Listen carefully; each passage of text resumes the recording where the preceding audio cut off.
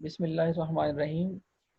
आज हम verb pattern के ऊपर देखेंगे कि वर्ब क्या है और उसका पैटर्न कैसे आता है। मतलब कि पैटर्न उस तरतीब को बोलते हैं, उस स्ट्रक्चर्स को बोलते हैं, फंक्शन को बोलते हैं, जो एक सेंटेंस को बनाने में हमें कारआमद साबित होता है। Let's see what it says. कहते व्हाट इज अ पैटर्न। कहते पैटर्न इज और पैटर्न वो patterns are dependent upon the first verb. ये पहले वर्ब के ऊपर निर्भर होता है। There are several different types of verb pattern. मुख्तलिफ किस्म के वर्ब पैटर्न्स होते हैं जो sometimes in a sentence one verb follow another. एक बार ऐसा भी होता है कि एक ही जुमले के अंदर एक से ज़्यादा वर्ब होते हैं, लेकिन उन सब के पैटर्न्स होते हैं। वो उनकी तरतीब होती है, बगैर उस पैटर्न के they can never ever be written. उन उसके बगैर वो नहीं लिखे जा सकते। जो तरतीब वो पैटर्न्स की लैंग्वेज ने बना दी है, उसी लिहाज से हम सेंटेंस को लिखना हमारे लिए ज़रूरी है। If we don't follow that specified pattern तो we can never ever make a good sentence. हम कभी एक अच्छा जुमला नहीं बना सकते। Necessary to maintain the pattern of the verb. हम पैटर्न के वर्ब के पैटर्न को फॉलो करना हमारे लिए बहुत ज़रूरी है। एग्जाम्पल के तौर पर है, यहाँ पे लिखा है they want to buy a book.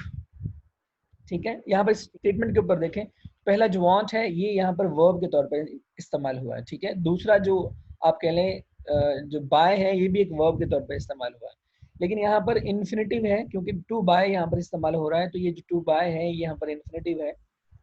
और वांट्स यहाँ पर जो है हमारे पास इस्तेमाल हुआ है ये वर्ब है। हम ऐसा नहीं कह सकते दे वांट टू बाय।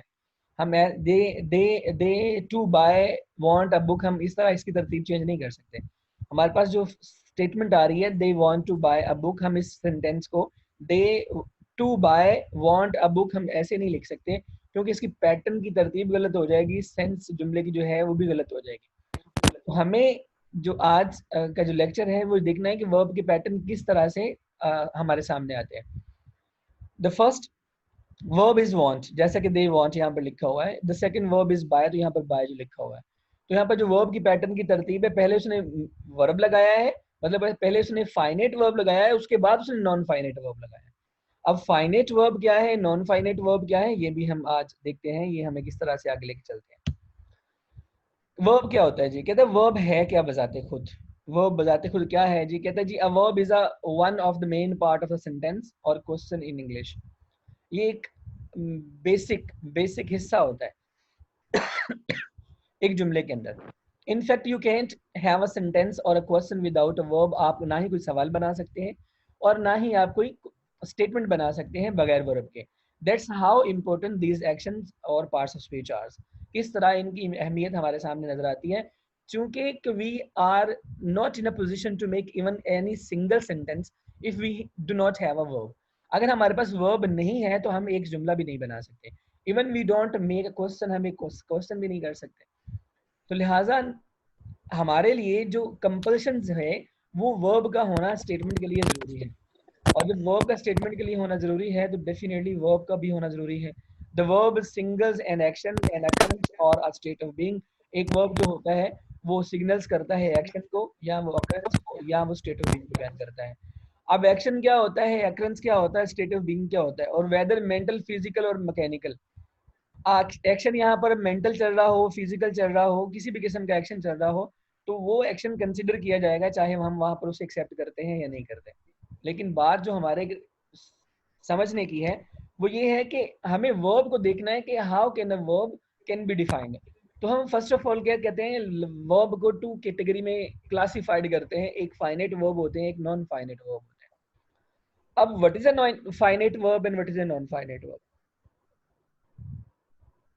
अब ये दोनों क्या होते हैं, हम इनकी डेफिनेशन बाद में डिस्कस करते हैं। पहले हम ये देखते हैं कि वर्ब्स जो होते हैं ना, वो उनकी कैटेगरीज की जाती है according to action, according to existence, according to possession और according to state of being. हम वर्ब को मुख्तलिफ हिस्सों में डिवाइड करते हैं लफ्ज के अमल के लिहाज से, क्लास के लिहाज से। Verbs are a class of words used to show the performance of an action. इसमें यहाँ पर एक्शन वर्ब भी हो सकते हैं, जैसे कि हमारे पास डू है, थ्रो है, रन है। These are the example of an action verbs. और आफ्टर द एग्जिस्टेंस है, एग्जिस्टेंस मतलब कि स्टेट ऑफ बीइंग है किसी भी चीज की, तो वो वर्ब भी है। वर्ब बी से मुराद is, am, are, was, were, be, been, being. ये 8 वर्ब जो हैं are entitled in the type of existence, जहाँ पर हम किसी चीज के होने का या किसी चीज की मौजूदगी का आंसर हम जाहिर करते हैं, तो वो हमारे पास एग्जिस्टेंस की शक्ल में आती है। तो ये भी हमारे पास वर्ब होते हैं। फिर कहता है हमारे पास पोजेसिव वर्ब्स होते हैं, जैसे कि हमारे पास वर्ब हैव है, हैव और हैड एंड हैव, ये इसकी तीनों फॉर्म हालतें जो हैं, सिंगल हैज है, प्लूरल हैव है, और माजी की बात करें तो फिर हमारे पास हैड है। ये मलकियत के लिए भी इस्तेमाल किया जाता है, जैसे कि मैं पुट करूं आई हैड अ कार, मेरे पास कभी गाड़ी थी, आई हैड अ कार, मेरे पास एक गाड़ी थी। तो इट्स मीन यहाँ पर पोजेशन की तब बात की जा रही है। यू हैव अ हाउस, तुम्हारे पास घर है, ये पोजेशन आपके लिए इस्तेमाल की जा रहा है। He has a beautiful room, उसके पास एक खूबसूरत कमरा है, तो यहाँ पर ये भी पोजेशन के तौर पर इस्तेमाल हो रहा है। फिर after that the third one is the state of being. No love of a subject, यहाँ पर ये सब्जेक्ट के ऊपर काम करते हैं, लेकिन हमें देखना क्या होता है कि these verbs just use to put it simply a verb shows what something or someone does। ये वर्ब हमें सिर्फ ये बताते हैं क्या काम होता है या क्या कौन सा बंदा क्या काम करता है। ये हमें सब्जेक्ट के बारे में बताते हैं, ये हमें ऑब्जेक्ट के बारे में बताते हैं। बेसिकली जुमले में, जुमले के टू पार्ट्स होते हैं, जुमले के पार्ट्स टू होते हैं, एलिमेंट्स फाइव होते हैं। मतलब a sentence has two parts and five elements. Parts means first one subject and second one predicate. Predicate mean the verb. और हम अच्छी तरह जानते हैं कि प्रेडिकेट की तीन टाइप्स होती हैं, सब्जेक्ट की भी तीन टाइप्स होती हैं। जैसे कि सिंपल सब्जेक्ट होता है, फिर कंप्लीट होता है, फिर कंपाउंड होता है। इसी तरह सिंपल प्रेडिकेट होता है, फिर कंपाउंड प्रेडिकेट होता है, फिर कंप्लीट प्रेडिकेट होता है। इसी तरह तीन तीन कैटेगरीज मिलती हैं, no matter how many categories they have. लेकिन हम जो बात करना चाह रहे हैं, हम ये बात करना चाह रहे हैं कि जो सेंटेंस है उसके टू पार्ट्स होते हैं। जरूरी है टू पार्ट का होना, एक सब्जेक्ट का और एक प्रेडिकेट का। लेकिन अगर जुमले में वर्ब नहीं होगा तो तब तक जुमला सेंटेंस नहीं कहला सकता। सब्जेक्ट के बगैर वर्ब इस्तेमाल हो जाए तो तब समहाउ हम उसे कंसीडर करते हैं कि जुमला बन गया है। जैसे मैं कहूँ रन ऑफ गेट आउट, तो यहाँ पर गेट आउट एक वर्ब की, फ्रेजल वर्ब की एग्जांपल्स के तौर पर इस्तेमाल किया जाता है। लीव अगर इस्तेमाल किया जाता है तो ये भी एक वर्ब के तौर पर इस्तेमाल किया जाता है। शट योर माउथ अप, तो यहाँ पर शट अप हम इस्तेमाल कर लें तो ये भी हमारे पास एक वर्ब के तौर पर इस्तेमाल किया जाता है। इंपेरेटिव सेंटेंस में जस्ट हम खाली वर्ब को पुट कर दें तो वो अपना फंक्शन अदा कर देते हैं, लेकिन खाली सब्जेक्ट इस्तेमाल करें तो वो काम नहीं होता। अब हमें ये देखना है कि अब ये वर्ब को कैटेगराइज कैसे करता है। वर्ब को कैटेगराइज करता है, एक फाइनेट है, एक नॉन फाइनेट है। अब जो फाइनेट होता है इसके जो फंक्शन होता है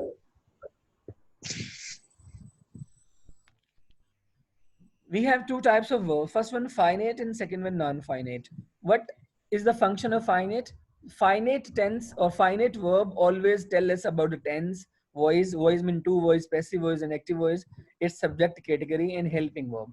While on the other hand non-finite function just like as noun, verb, adjective and preposition. जो नॉन फाइनेट है इनके अंदर noun, verb, adjective, preposition consider की जाती हैं। एडजेक्टिव जब हम बात करते हैं तो पार्टिसिपल तीनों के तीनों इसमें आ जाएंगे। फिर इवन के हमारे पास सम टाइम जो इन्फिनेटिव है वो भी इसके अंदर कंसीडर कर लिया जाता है नॉन फाइनेट के अंदर। जेरेंड इसके अंदर कंसीडर कर लिया जाता है, पार्टिसिपल इसके अंदर कंसीडर कर लिया जाता है क्योंकि ये एडजेक्टिव का अमूमन काम कर रहे होते हैं। अब फाइनेट की जब हम बात करते हैं इसमें वो वर्ब आएंगे जिनकी फॉर्म्स बनती हैं, मतलब कि फर्स्ट सेकंड थर्ड फॉर्म बनती हैं, वो टेंस की शक्ल में आ जाएगा। वॉइस जिनकी वॉइस बनाई जा सकती है, एक्टिव एंड पैसिव वॉइस बनाया जा सकता है, वो भी इस फाइनेट की कैटेगरी में बन जाएगा। जो सब्जेक्ट के लिए काम कर सकते हैं वो भी इस कैटेगरी में काम कंसीडर कर लिया जाएगा, और जो हेल्पिंग वर्ब जितने भी होते हैं वो भी इसी फाइनेट वर्ब की कैटेगरी में शामिल होंगे। लेकिन हम देखते हैं आगे क्या बनता है। फाइनेट वर्ब है क्या? कहते हैं जी finite verb is a verb which has a subject and shows tense. ये वो वर्ब होते हैं जिनके साथ आप कह लो कि सब्जेक्ट का होना भी जरूरी होता है और ये अमल भी जाहिर करते हैं, टेंस जाहिर करते हैं। टेंस जाहिर करते हैं मतलब कि टेंस से मुराद कोई first form, second form, third form, इन तीन फॉर्म में से कोई फॉर्म जाहिर हो रही होगी, उसके साथ सब्जेक्ट भी जरूर इस्तेमाल हो रहा होगा। एग्जाम्पल के तौर पर यहाँ पर पुट करता है नैना लिव्स इन थाईलैंड, तो यहाँ पर नैना इस सब्जेक्ट इसके साथ इस्तेमाल हो रहा है, लिव्स यहाँ पर हमें टेंस जमाना बता रहा है। ठीक है, तो लिहाजा ये दोनों शर्तें पूरी करता है। जो फाइनेट वर्ब है पहली शर्त उसकी ये बताता है कि वो सब्जेक्ट के लिए काम करता है, और दूसरी ये है कि वो टेंस को शो करता है। तो लिहाजा उसने सब्जेक्ट के साथ भी ताल्लुक शो कर दिया नैना का, और टेंस उसने एस और यस का इजाफा करके उसने ये बता दिया कि प्रेजेंट इंडेफिनिट है, डेफिनेट इसकी फॉर्म बन सकती है। In short it is a verb being a verb, a doing verb as oppose to a non finite verb verbal. लेकिन फाइनेट वर्ब जो होते हैं हमारे पास हैं, आप कह लें कि जो वर्ब बीइंग होते हैं, वर्ब आपके लिए जो फाइनेट वर्ब होते हैं उनमें अमूमन हमारे पास ये आप कह लो कि सबसे पहले टेंस की कैटेगरी शामिल होती है, उसके बाद आपके पास वॉइस की कैटेगरी शामिल होती है, उसके साथ सब्जेक्ट की एसोसिएशन का होना बहुत जरूरी है, और सम टाइम इनके साथ हेल्पिंग वर्ब का इस्तेमाल होना भी जरूरी है। Finite verb are the locus of grammatical information of gender, person, number, tense, aspect, mood and or voice. Finite verb का पर्पस होता है कि जी ये इन चीजों के ऊपर हाईलाइट करता है। अगर इन चीजों को वो हाईलाइट नहीं करता तो फिर डेफिनेटली आप फाइनाइट वर्ब को मेंशन नहीं कर रहे। फाइनाइट वर्ब का मेंशन होना यहाँ पर बहुत जरूरी है। ये मतलब यहाँ पर वो आपको बताना चाह रहा है कि ये जो जितने भी जेंडर्स होंगे, जितने भी पर्सन्स होंगे, नंबर होंगे, टेंस होंगे या मूड होंगे। मूड जैसे कि हमारे पास 3 मूड होते हैं, इंपेरेटिव है, इंडिकेटिव है और मेरे साथ ये 3 मूड होते हैं इस जुमले के अंदर। वो तीनों मूड्स को वो बताता है कि सेंटेंस की नोयत क्या चल रही है या इसकी कैटेगरी क्या चल रही है। अब कहते हैं जी फाइनाइट वर्ब जो होते हैं ये अमूमन इसकी ना टेंस की हालतें वो 12 बताता है, लेकिन वो एक्टिव वाइज और पैसिव वाइज को जमा करके फिर 12 बताता है। हमारे कल्चर में 8 वर्ब्स के पैसिव वाइज बनते हैं हमारे कल्चर में। वैसे ओवरऑल सबके पैसिव वाइज बन सकते हैं, इसमें कोई बुरी बात नहीं है, और यूरोपियन में बनते हैं सेंटेंस हमारे पास बहुत से हैं जिनसे साबित होता है कि वो लोग इसका पैसिव वाइज इस्तेमाल करते हैं। हम अमूमन जो परफेक्ट प्रोग्रेसिव हैं, मतलब कि परफेक्ट कॉन्टिन्यूज जो हैं, वो चाहे प्रेजेंट परफेक्ट कंटिन्यू है, पास्ट परफेक्ट कंटिन्यू है या फ्यूचर परफेक्ट कंटिन्यू है, हम उनके हेल्पिंग उनके पैसिवज नहीं बनाते अपने कल्चर में। हमारी इसमें पाकिस्तानी कॉन्टेक्स्ट में उसके पैसिवज नहीं बनते। लेकिन हमारे पास बहुत सी एग्जांपल्स ऐसी हैं, हमने एमफिल में बहुत सारे सब्जेक्ट्स में ये चीजें डिस्कस की हैं कि वहां पर वो एग्जांपल्स के तौर पर डिस्कस करते हैं कि इनके पैसिवज बनाए हुए हैं और वो डे टू डे लाइफ में इस्तेमाल भी करते हैं, लेकिन हमारे पास इस्तेमाल नहीं करते। यहाँ पे जो 24 का टेंस टाइप्स लिखी हुई हैं, ये इसलिए लिखी हुई है कि 12 एक्टिवाइज की हैं, 12 दूसरी 12 पैसिवाइज की हैं।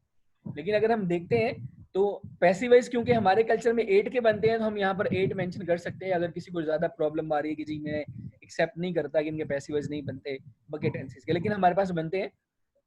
मैं आपको एग्जांपल के तौर पर यहाँ पर एक वर्ब लिख देता हूँ, आप उसे क्लेम कर सकते हैं किसी टीचर के साथ भी, और आप उसे पूछ सकते हैं क्या ये जुमला ठीक है गलत है, आपको मिल जाएगा। ठीक है, स्टेटमेंट है हमारे पास, the apples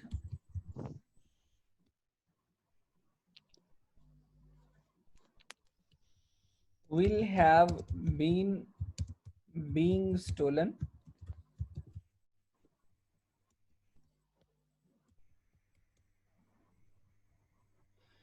इसमें कोई एरर नहीं है जुमले में। तो यहाँ पर विल हैव जो है ये हमारे पास हमें पता है कि ये हम इस्तेमाल करते हैं, कब इस्तेमाल करते हैं फ्यूचर परफेक्ट में, लेकिन जब हम विल हैव बीन लगाते हैं तो विल हैव बीन हम लगाते हैं फ्यूचर परफेक्ट प्रोग्रेसिव में। तो यहाँ पर ये हमारे पास ये कुछ कंडीशंस होती हैं जो हमें एमफिल में पढ़ाई गई थी। तो यहाँ पर जो पहली कंडीशन लगती है कि हमारे पास हम लॉजिक्स को लेके चलते हैं। फर्स्ट लॉजिक ये है कि विल के बाद हमेशा हम फर्स्ट फॉर्म लगाते हैं। तो ये देखें विल के बाद हमारे पास ये फर्स्ट फॉर्म ऑफ वर्ब इस्तेमाल हुई है। विल के बाद हैव जो है ये फर्स्ट फॉर्म ऑफ वर्ब है। आप कहें कि हैव जो फर्स्ट फॉर्म है, मैं अगेन इसे भी बयान कर देता हूँ, हैव बजाते खुद फर्स्ट फॉर्म है, इसकी फर्स्ट फॉर्म हैज है सिंगुलर में, और सेकंड फॉर्म हैड है, और थर्ड फॉर्म भी इसकी हैड है। ये हमारे पास है। विल के बाद हम ये समझ कंसिडर करते हैं कि विल के बाद अमूमन फर्स्ट फॉर्म आती है, तो लिहाजा ये हैव जो है ये हमारे यहाँ पर फर्स्ट फॉर्म के तौर पर इस्तेमाल हुई है। तो हमें ये भी पता है कि जब हम हैव इस्तेमाल करते हैं टेंस में तो जरूरी है कि हैव के बाद वर्ब की थर्ड फॉर्म इस्तेमाल हो। जब हम वर्ब की थर्ड फॉर्म लगाएंगे तो देखिए हैव के बाद वर्ब की थर्ड फॉर्म इस्तेमाल कर दी गई है बीन। ये बीन कैसे है, be then was and then been, ये हमारे पास इसकी थर्ड फॉर्म इस्तेमाल हुई है। अब हमारे पास ये भी है कि जब बीन इस्तेमाल मतलब वर्ब बी इस्तेमाल हो जाता है, वर्ब बी से मुराद है, ये हमारे पास कैटेगरी आती है वर्ब बी। अगर हम हेल्पिंग वर्ब की बात करते हैं तो वर्ब बी से मुराद है is, am, are, was, were, be, been, been and been. वो बी से मुराद ये है।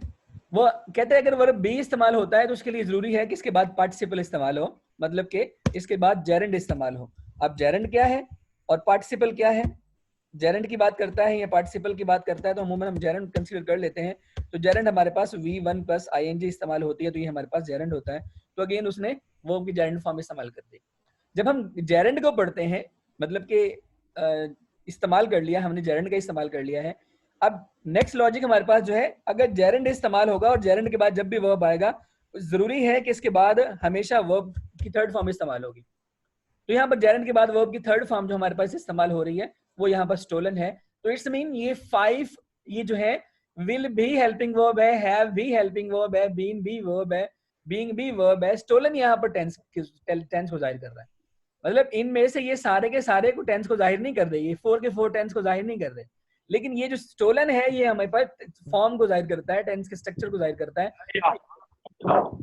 थर्ड फॉर्म ऑफ वर्ब इस्तेमाल की जा रही है। तो लिहाजा ये मैंने इसका लॉजिक बताया है कि जो हम पढ़ रहे थे कि हम देख रहे थे जी हमारे पास टेंस हैं, तो टेंस की 12 हालतें होती हैं, 3 टेंस होते हैं और उसकी 4 सिचुएशन होती हैं, टोटल हमारे पास 12 कंडीशंस बनती हैं। तो उन सबके पैसिव वॉइस बनते हैं, ये इसलिए लिखा गया है कि बनते हैं पैसिव, मैंने एक एग्जांपल दे दी है, बाकी हम ये भी हम सबके बना सकते हैं अगर हम बनाना चाहें तो। फाइनाइट वर्ब जो होता है ये डिपेंड करता है, जैसे मैं पहले भी बता चुका हूं कि ये वॉइस के ऊपर डिपेंड करता है। वॉइस से मुराद active voice and passive voice. 2 किस्म की वॉइस होती है, एक डायरेक्ट होती है, एक इनडायरेक्ट होती है, मतलब एक एक्टिव वॉइस होती है और एक पैसिव वॉइस होती है। फिर इस सब्जेक्ट के ऊपर भी डिपेंड करता है, टेंस के ऊपर भी डिपेंड करता है और हेल्पिंग वर्ब के ऊपर भी डिपेंड करता है। विदाउट प्रेजेंट और पास्ट इंडेफिनिट के पॉजिटिव जुमले के हम कोई भी किसी भी टेंस का जुमला नहीं बना सकते।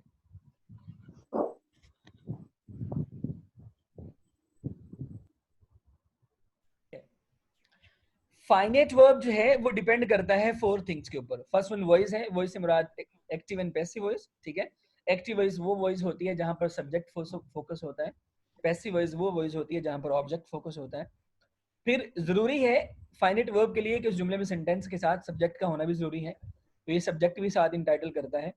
तो टेंस के साथ टेंस का होना मतलब जो हमें फॉर्म बताता है, फर्स्ट फॉर्म है, सेकंड फॉर्म है, थर्ड फॉर्म है, जिनसे हमें ये पता चलता है प्रेजेंट इंडेफिनिट है, पास्ट इंडेफिनिट है, फ्यूचर इंडेफिनिट है, विच टाइप ऑफ टेंस है, कौन सा टेंस, हमें ये भी पता चलता है। फिर हेल्पिंग वर्ब का होना भी जरूरी होता है, इसके ऊपर भी डिपेंड करता है।